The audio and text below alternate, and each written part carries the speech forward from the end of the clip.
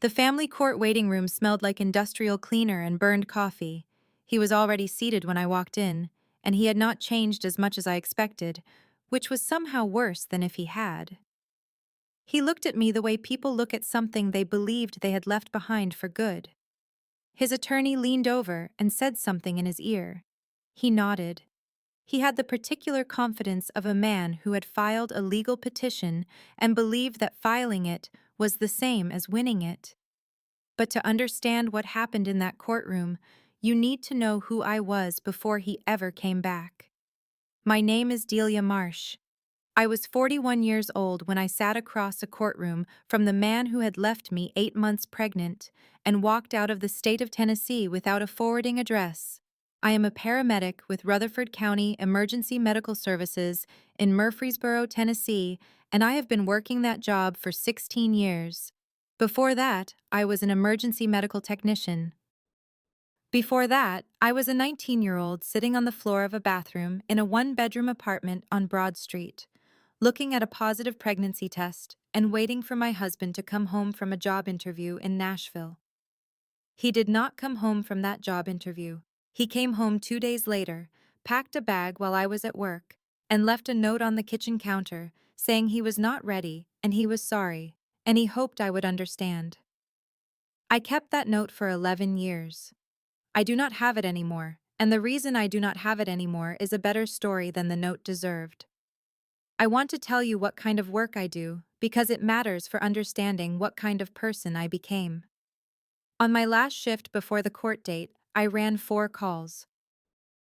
A car accident on Interstate 24 near the Smyrna exit, a 63-year-old man having a cardiac event in the parking lot of a Kroger, a teenager who had taken something she should not have taken, and a house fire with one person inside who was alive when we arrived and alive when we left. I drove home at 6 in the morning and I changed my clothes and I drove to the courthouse. I did not sleep between those two things. I had been not sleeping between difficult things for 19 years, and by that point, it was just the texture of my life. I had no reason to think he would ever come back. That was the thing I had stopped being afraid of somewhere around the time my son Marcus turned 5. My son Marcus was born on March 3, 2005, in St. Thomas Rutherford Hospital, at 11:47 at night, weighing 8 pounds and 4 ounces, with a full head of dark hair and an expression on his face like he was already unimpressed with the situation. I was alone for the delivery. My mother was in the waiting room. I had called her the moment my water broke, and she had driven 40 minutes from Shelbyville without stopping, and she sat in a plastic chair in the hallway for 6 hours until a nurse came out and told her she could come in. My mother's name is Frances. She is the reason Marcus and I are both standing. I need to say that clearly, and I need to say it first. I raised Marcus in the same apartment on Broad Street for his first 3 years, then in a rental house in Smyrna when I got my paramedic certification and the pay increase that came with it. He went to Stewart's Creek Elementary, and then Rock Springs Middle School, and then Smyrna High School, where he played second-string point guard and was genuinely good at chemistry and had a group of 4 friends he had known since the 6th grade. He grew up knowing his father had left. I had told him the truth in pieces, calibrated to his age, the way you give information to someone you love. At 8 years old, he knew his father had gone away before he was born. At 12, he knew it was not his fault. At 16, he asked me once, directly, whether I thought his father was still alive, and I said I believed so. And he nodded and went back to his homework. Marcus kept a photograph on his desk through high school, not of his father, because he had none. It was a photograph of the two of us taken when he was about 7 at a birthday party at Shelbyville City Park. We are both eating cake and squinting because the sun is directly in our eyes, and we are both laughing at something just out of frame. My mother took the picture. Marcus told me once that he kept it there because it was the best evidence he had that things were good, and that when things were hard at school, he would look at it and remember that the baseline was fine. I have thought about that photograph many times in the 2 years since the court date. The early warning signs that something was coming were small enough to dismiss at the time.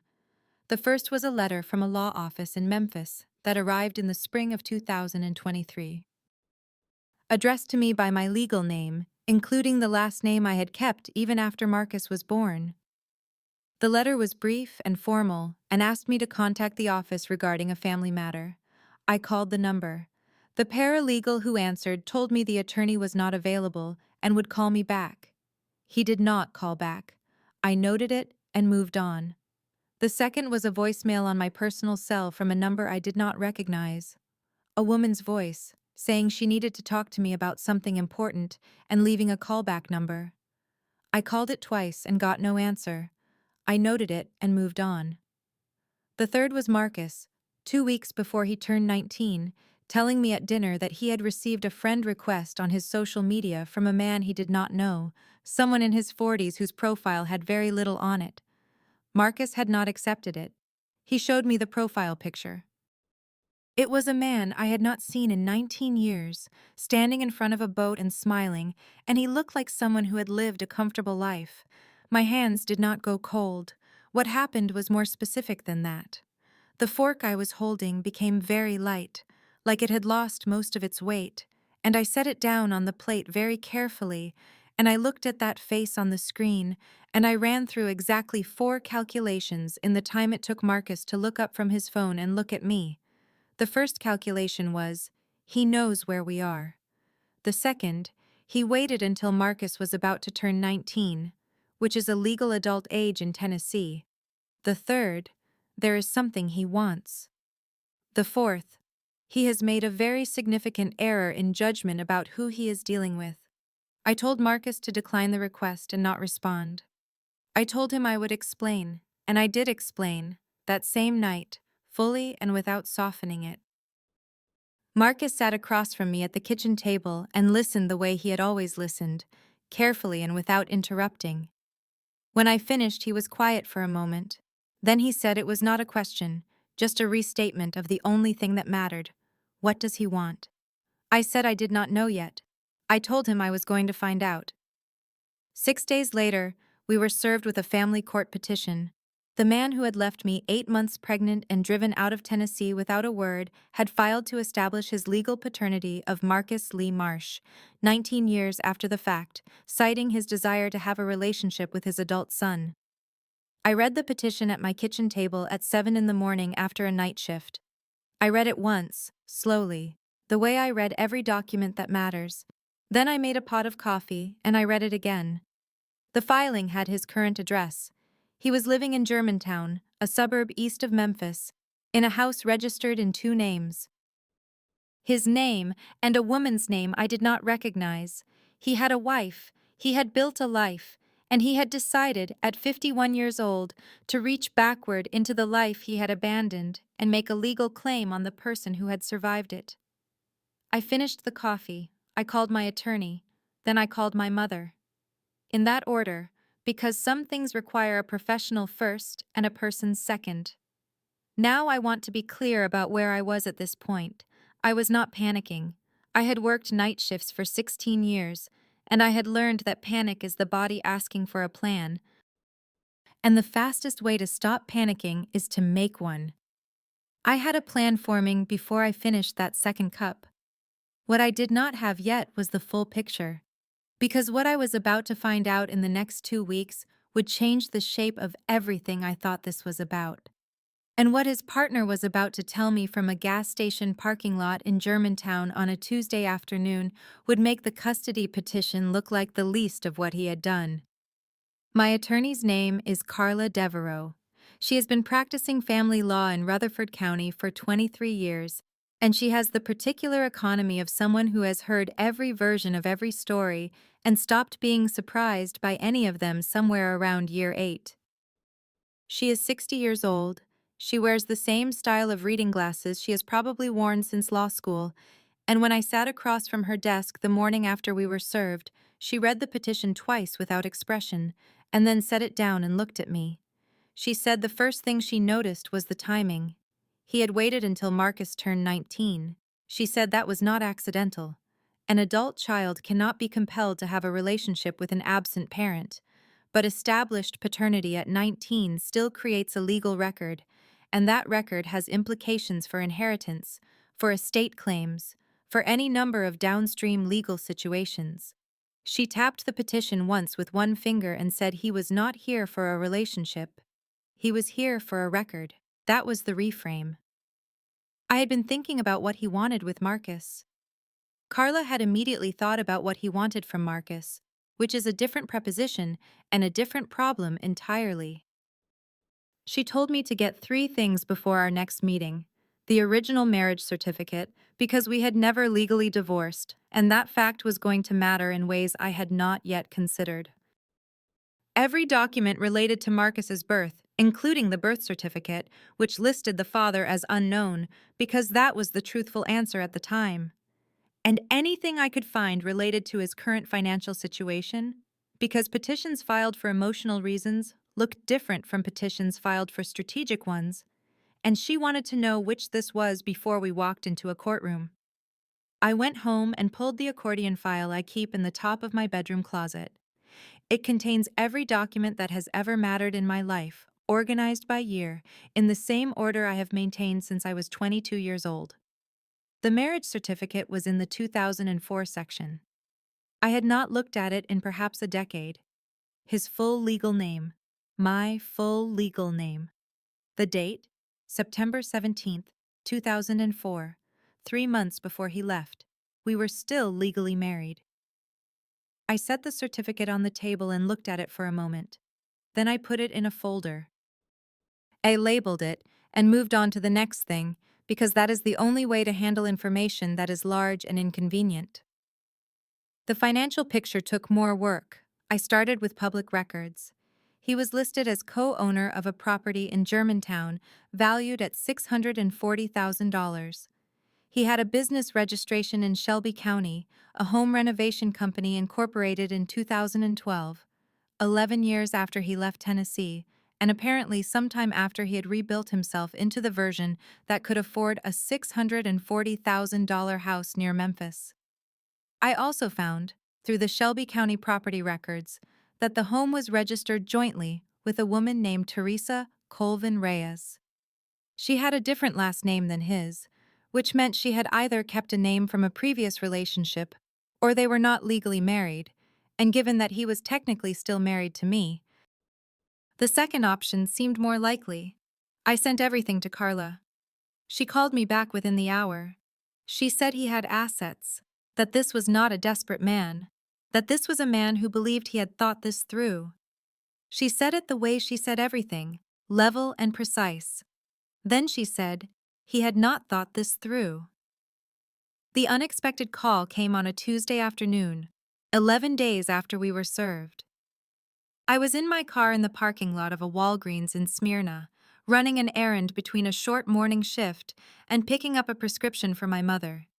My phone rang with a Tennessee number I did not recognize. A Memphis area code. I almost did not answer. The woman on the other end said her name was Teresa. She said she was calling from a gas station parking lot in Germantown because she did not want to make this call from home.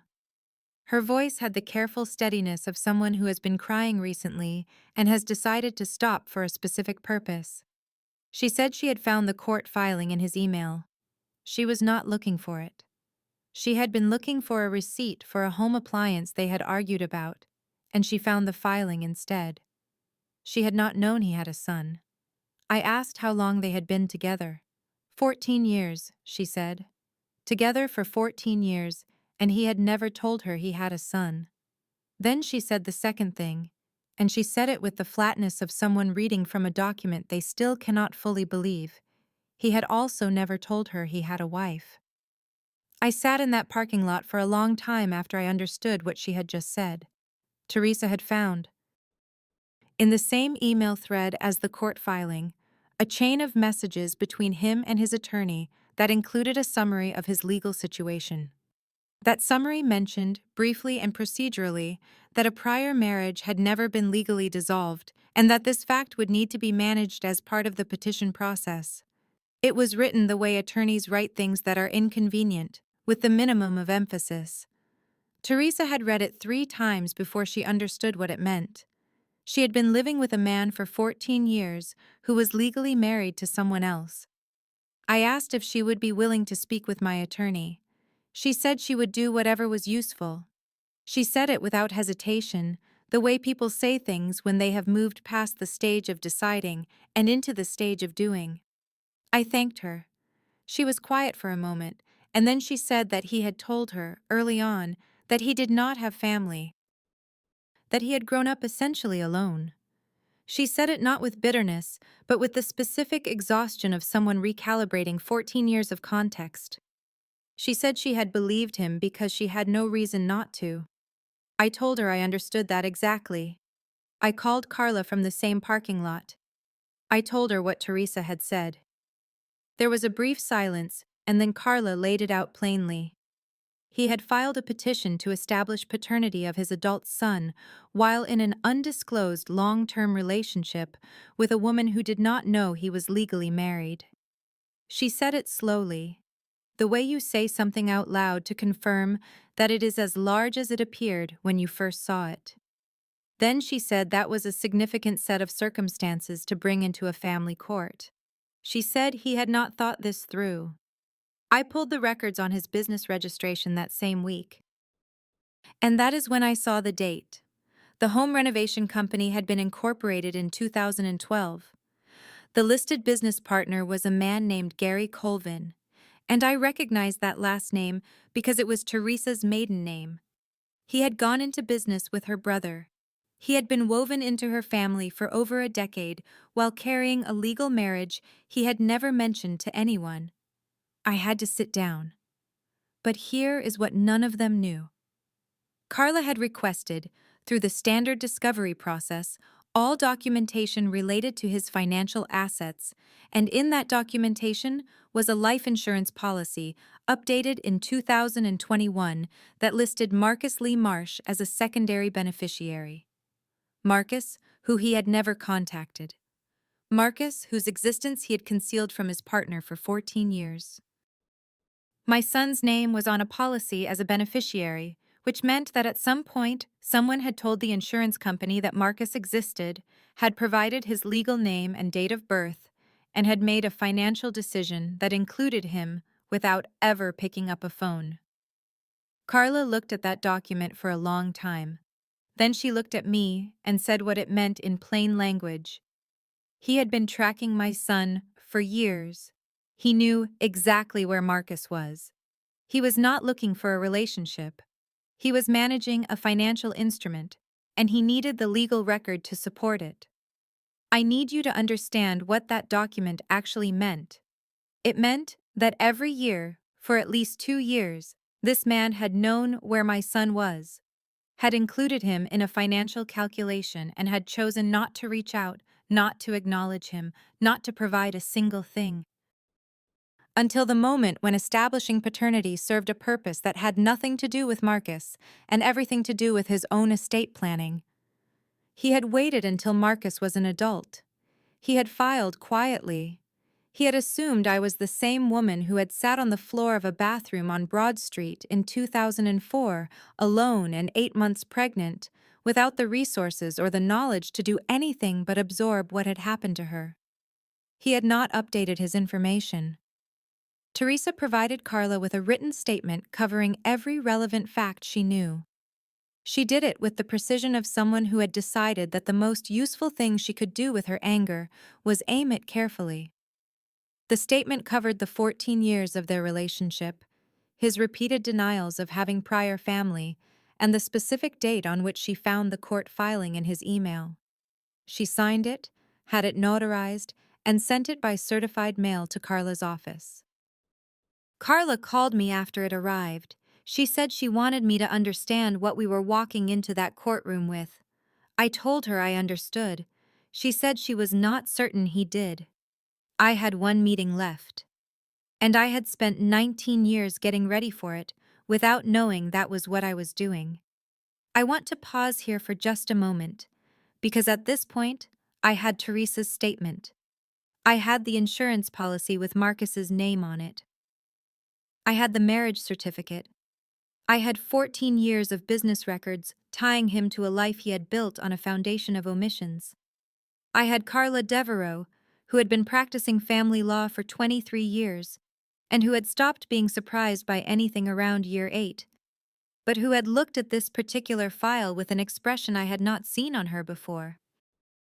And I remember her saying to me the morning before the hearing that he had walked into this believing I was unprepared, that every assumption he had made about this case was built on that belief, and that I should let him keep it until we were in the room. I understood exactly what she meant, because I had spent 19 years being underestimated by the residue of this man, and I was not going to correct that assumption 1 second before I had to. The family court hearing room in Rutherford County is smaller than most people expect. Wood paneling on 3 walls, fluorescent lighting that makes everyone look slightly unwell, a window on the east side that let in the particular flat light of a November morning. It smelled like carpet cleaner and the faint residue of other people's difficult days. The judge was the Honorable Patricia Wynne, who had been on the family court bench for 11 years and who had, according to Carla, a precise and well-documented intolerance for petitions filed in bad faith. I wore my navy paramedic jacket over a white button-down and dark slacks. Not a uniform exactly, but close enough to one that it said something about who I was before he or anyone else in that room could say something different. He was already seated at the opposing table when I walked in.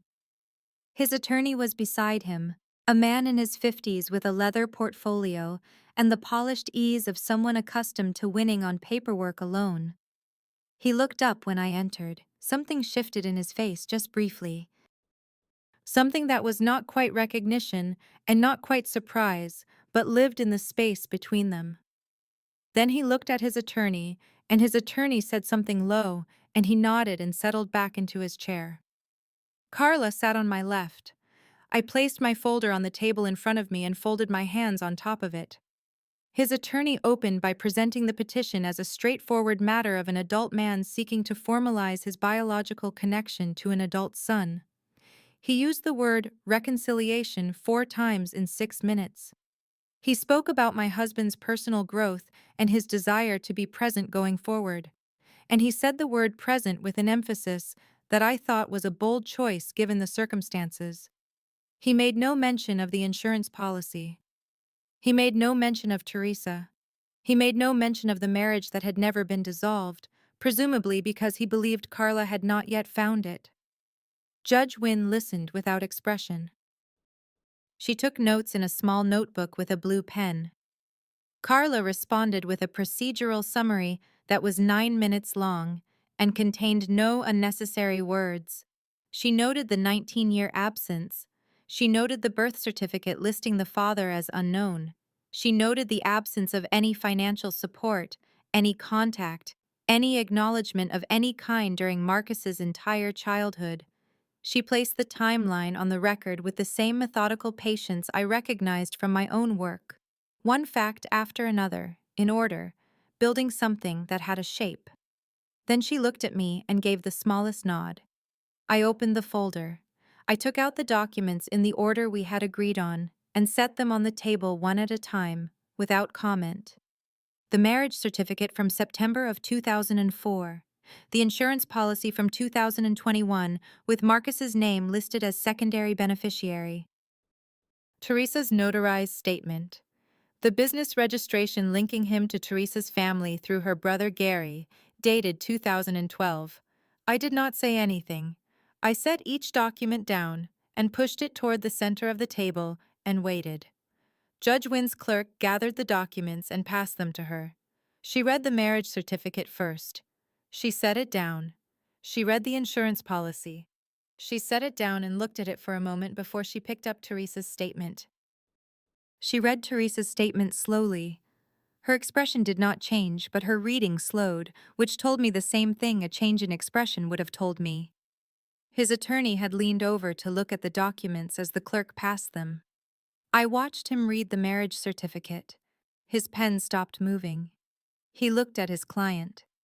His client was looking at the table in front of him with the concentrated focus of a man trying to decide which version of the next 60 seconds was least damaging. The answer, I could have told him, was none of them. Judge Wynne set Teresa's statement down.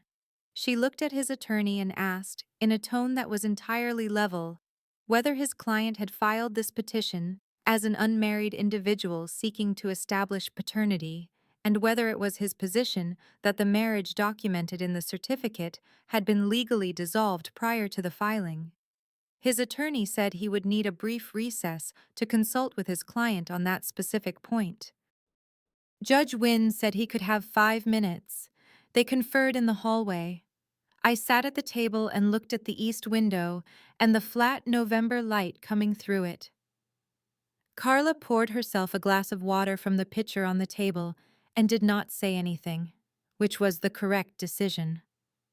When they returned, his attorney stated for the record that his client acknowledged the marriage had not been legally dissolved and that this fact had not been disclosed during the preparation of the petition.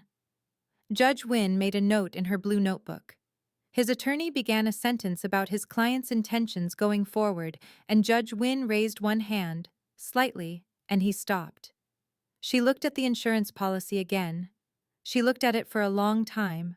Then she observed, for the record, that the policy had been updated in 2021, and that the petitioner had listed the respondent's son by full legal name and correct date of birth.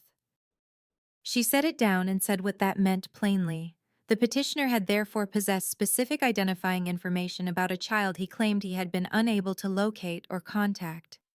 She asked whether that was the position they were taking. It was not a question. It landed in the room the way a door closing lands, with a finality that does not invite response. I said, "My son's name is Marcus. He is 19 years old. He has never received a phone call or a letter or a birthday card or $1 of financial support from the petitioner. And the petitioner knew his full name and his date of birth, and had that information formalized in a legal document 2 years ago, while Marcus did not know his father's last name until 3 weeks before this hearing." I had been thinking about that for several weeks. I said it quietly to Judge Wynne, without looking at him. My voice was the same voice I use when I am telling a patient what is happening and what comes next. Level. Specific. No room for misunderstanding.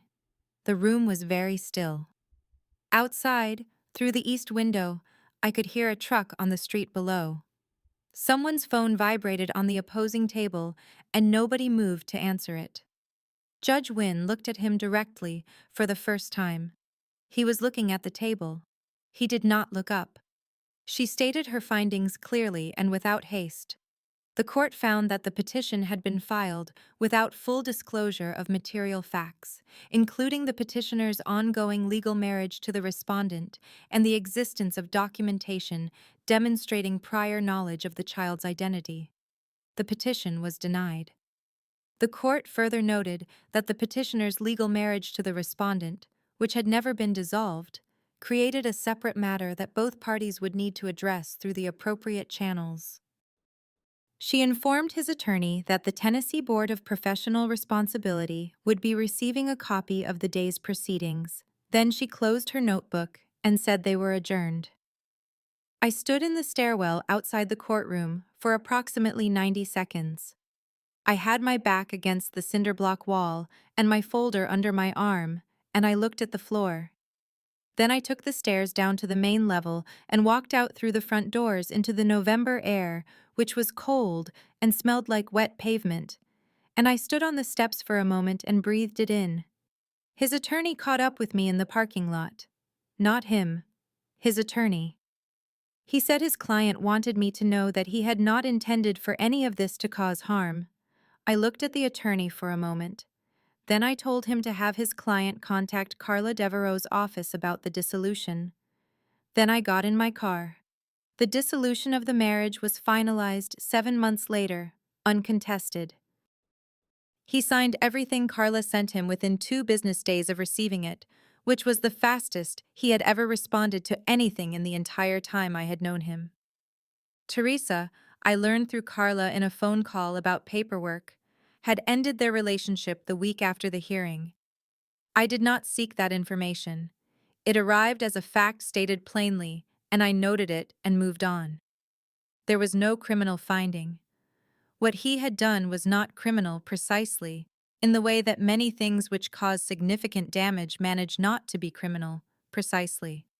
The insurance policy naming Marcus was a private financial document, and naming someone as a beneficiary without their knowledge is not, by itself, illegal. The failure to disclose the marriage in the petition resulted in the petition's denial and a formal notation in the court record. His attorney received a letter from the Tennessee Board of Professional Responsibility regarding the incomplete disclosure. I do not know the outcome of that letter. About 2 months after the plea agreement was finalized, Marcus called me the night after the hearing. He had not been present, which had been his choice and one I had fully supported. I told him what had happened, in order, without editorializing. He listened the way he had always listened, carefully and without interrupting. When I finished, he was quiet for a moment. Then he asked whether I had known, going in, that it was going to go that way. I said I knew what we had. He said that was a yes. I said that was a yes. He was quiet again for a moment. Then he told me he was not going to contact him, and that he wanted me to know that was his decision and not about anything I had said or had not said. He said it the way he said things that were already decided, without emphasis, as a statement of existing fact. I told him I knew. He said okay, and then he asked if I wanted to come over for dinner. I said yes. I drove to his apartment in Murfreesboro, and we ate pasta at his kitchen table, and he told me about a chemistry exam he had coming up, and I told him about a call I had run the week before that had a funny ending, and we sat there for 2 hours in the ordinary warmth of a Tuesday evening, and it was the best 2 hours I had spent in months. Carla called me the following week to close out the file. At the end of the call, after the procedural items were finished, she said I had been very composed in there. She said it the way she said things, without decoration. I told her I had been a paramedic for 16 years and composure was a professional requirement. She said it showed. Then she said goodbye and hung up, because she had another call, and had never been a person who extended conversations past their usefulness. I still keep the photograph on my nightstand, the one of me and Marcus at Shelbyville City Park, the two of us squinting into the sun with cake on our forks, laughing at something just out of frame. My mother took that picture. Marcus was 7 years old. I was 26, working nights, driving a used Honda that needed 2 more payments, living in a rental house in Smyrna that had a drafty window in the kitchen I had covered with plastic sheeting for 2 winters running. I looked at that photograph the morning after the hearing for a long time. That was 2 years ago now. Marcus is 21 and in his second year of a chemistry degree at Middle Tennessee State University. He comes to dinner on Sundays when his schedule allows, which is most Sundays. He still has the 4 friends from 6th grade, though one of them moved to Nashville and they mostly see each other over breaks. He got a part-time job at a lab on campus this semester, which he mentioned to me with the particular low-key satisfaction of someone who has gotten a thing they worked for. There is one more thing I have not told you yet. 3 months after the hearing, I received a card at my home address, standard size, no return address. Inside was a handwritten note, 4 sentences. From Teresa. She said she was sorry for the part she had unknowingly played in the disruption to my life. She said she had a daughter from a previous relationship who was 12 years old, and that since the hearing she had thought often about what it would mean for her daughter to be in Marcus's position. She said she hoped we were both well. She signed it with just her first name. I sat with that card for a while. Then I put it in the accordion file, in the section for 2024, next to the dissolution paperwork. What I actually learned from all of it is not what I expected to learn. I expected to learn something about betrayal or patience, or the particular satisfaction of being right after a long time of being wronged. What I actually learned is something simpler and less dramatic. The people who leave do not stop having consequences just because they are gone. They keep having consequences, quietly, in the documents they file and the decisions they make and the people they neglect to tell the truth to. And eventually, those consequences walk into a room and sit down across from them. All you have to do is make sure you are in the room when that happens, and that you know what you are holding. My shift starts at 6 tomorrow morning. The coffee is already set to brew at 5:15. The Honda I drive now does not need any payments, and the kitchen window does not leak. Marcus texted me this afternoon.